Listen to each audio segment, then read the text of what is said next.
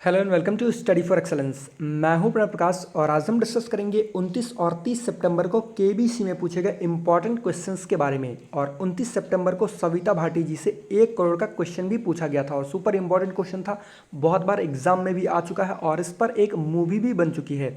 तो चलिए वीडियो को स्टार्ट करते हैं और अपने सबसे पहले क्वेश्चन से। और सबसे पहला इंपॉर्टेंट क्वेश्चन पूछा गया था कि at 21 Arya Rajendran became the youngest Indian mayor of which city corporation. यानी कि आर्या राजेंद्रन 21 साल की उम्र में किस नगर निगम की सबसे कम उम्र की भारतीय मेयर बनी। तो ये तिरुवनंतपुरम नगर निगम से सबसे कम उम्र की भारतीय मेयर बनी है, तिरुवनंतपुरम केरला से। यानी इस क्वेश्चन का आंसर क्या होगा? ऑप्शन नंबर है तिरुवनंतपुरम। और आर्या राजेंद्रन जी जिनको कि आप इमेज में देख पा रहे होंगे, तो इस क्वेश्चन का आंसर क्या था? Option number A Thiruvananthapuram.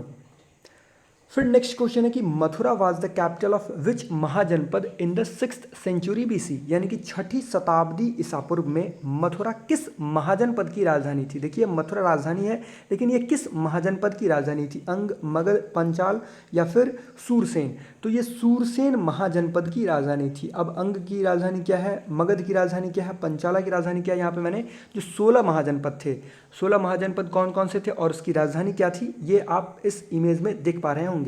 तो अंग जो है उसकी राजधानी क्या थी? चंपा। मगध जो है उसकी राजधानी क्या थी? गिरिव्रज या राजगीर। और जो मॉडर्न लोकेशन है वो भी इस इमेज में दिया गया है। तो यहाँ से आपका 16 महाजनपद कौन कौन से थे और उसकी राजधानी क्या थी, इसमें आप देख सकते हैं और इसका स्क्रीनशॉट भी ले सकते हैं। फिर नेक्स्ट क्वेश्चन, और यही क्वेश्चन था 1 करोड़ का क्वेश्चन और इस पर एक मूवी भी बन चुकी है। तो क्वेश्चन था कि during world war one eight which battle in Turkey in 1915-16 did around 16,000 Indian army soldiers bravely fight along with the allies. यानी कि प्रथम विश्व युद्ध के दौरान तुर्की में या टर्की में 1915 से 16 में किस लड़ाई में भारतीय सेना के करीब 16,000 से अधिक सैनिकों ने मित्र राष्ट्रों के साथ मिलकर बहादुरी से युद्ध किया था। इसमें इंडियन सोल्जर्स भी थे, ऑस्ट्रेलिया के भी सोल्जर थे, न्यूजीलैंड के भी सोल्जर थे, क्योंकि हम उस समय कॉलोनियल इरा में जी रहे थे, यानी कि हम ब्रिटेन के गुलाम थे। तो उन्हीं की तरफ से हम इस लड़ाई में हमने पार्टिसिपेट किया था। बट इसमें विक्ट्री किसकी हुई? ऑटोमन अम्पायर की, टर्की की। और ये जो इसमें इसका जो आंसर है वो क्या होगा? Option number D, Gallipoli. Gallipoli, battle of Gallipoli जो है ये 8 महीनों तक चला था। तो इस क्वेश्चन का आंसर क्या होता? Option number D, Gallipoli. और यहाँ पे आप बैटल ऑफ गैलीपोली में जो इंडियन आर्मी जो लोग थे उनका इमेज आप देख सकते हैं, यही है उनकी इमेज। फिर नेक्स्ट क्वेश्चन पूछा गया था कि the ancient Sanskrit name of which river was Iravati known to the Greeks as Hydraotes. यानी कि किस नदी का प्राचीन संस्कृत नाम इरावती था जिसे यूनानी लोग हाइड्रेटीज के नाम से जानते थे। तो ये कौन सी रिवर है? गंगा है, झेलम है, रावी है या फिर ब्यास है? तो ये रिवर है रावी। और रावी रिवर का ओरिजिन कौन सा स्टेट, किस स्टेट में है? तो चंबा से निकलती, यानी कि हिमाचल प्रदेश से इसका ओरिजिन है रावी रिवर का। फिर नेक्स्ट क्वेश्चन है कि which lawyer represented Kulbhushan Jadhav at the International Court of Justice charging only ₹1 for his fees. यानी कि किस वकील ने अंतर्राष्ट्रीय न्यायालय में कुलभूषण जाधव केस की पैरवी करने के लिए केवल ₹1 फीस ली थी। और ये फॉर्मर सॉलिसिटर जनरल रह चुके हैं। तो अभी आप मुझे क्या कमेंट बॉक्स में कमेंट करके बता सकते हैं कि अभी प्रेजेंट टाइम में जो जो सॉलिसिटर जनरल अभी कौन है? अभी जो हमारे अटॉर्नी जनरल हैं वो हैं के वेणुगोपाल। लेकिन अभी हमारे प्रेजेंट टाइम में सॉलिसिटर जनरल कौन है? आप मुझे कमेंट बॉक्स में कमेंट करके बताइए। तो इस क्वेश्चन का आंसर क्या होगा? हरीश साल्वे। ये फॉर्मर सॉलिसिटर जनरल रह चुके हैं, बट मैंने क्वेश्चन पूछा है कि अभी प्रेजेंट टाइम में सॉलिसिटर जनरल कौन है। और इन्होंने मात्र ₹1 की फ़ीस ली थी। और यहाँ पे आप देख सकते हैं इन्होंने दूसरी शादी की है, आई थिंक अक्टूबर 2020 में। और ये इनकी पत्नी है, हरीश साल्वे जी की पत्नी। इनकी उम्र आई थिंक 65 प्लस है, 66 या 67। और इन्होंने अभी दूसरी शादी की है अक्टूबर 2020 में। तो इन्होंने मात्र ₹1 में कुलभूषण जाधव का केस लड़ा था इंटरनेशनल कोर्ट ऑफ जस्टिस में। अच्छा, इंटरनेशनल कोर्ट ऑफ जस्टिस का हेडक्वार्टर कहाँ पे? द हेग में। हेग कहाँ पे है, किस कंट्री में? नीदरलैंड्स में। और नीदरलैंड्स की कैपिटल क्या है? एम्स्टर्डम। और हरीश साल्वे जो है एक दिन का फ़ी, एक हियरिंग का फ़ी कितना लेते हैं? 30 लाख। 30 लाख लेते हैं एक हियरिंग का फ़ी।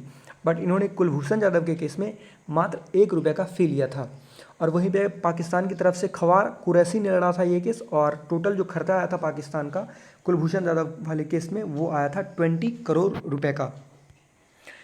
फिर नेक्स्ट क्वेश्चन है कि इन अप्रैल 2018 who become the first women president of NASSCOM, यानी कि अप्रैल 2018 में 2018 में नैस्कॉम की पहली महिला प्रेसिडेंट कौन बनी। एक तरफ से ये 5वीं प्रेसिडेंट बनी नैस्कॉम की, लेकिन ये पहली महिला प्रेसिडेंट बनी। नैस्कॉम का फुल फॉर्म क्या है? National association of software and service companies. National association of software and service companies. तो इसकी जो पहली महिला प्रेसिडेंट बनी, इनका नाम है देवजनी घोष। देवजनी घोष, यहाँ पे आप उनको इमेज में देख पा रहे होंगे। फिर नेक्स्ट क्वेश्चन है कि which viceroy of India was assassinated by Sher Ali Afridi, an Afghan prisoner serving a life sentence in Andaman.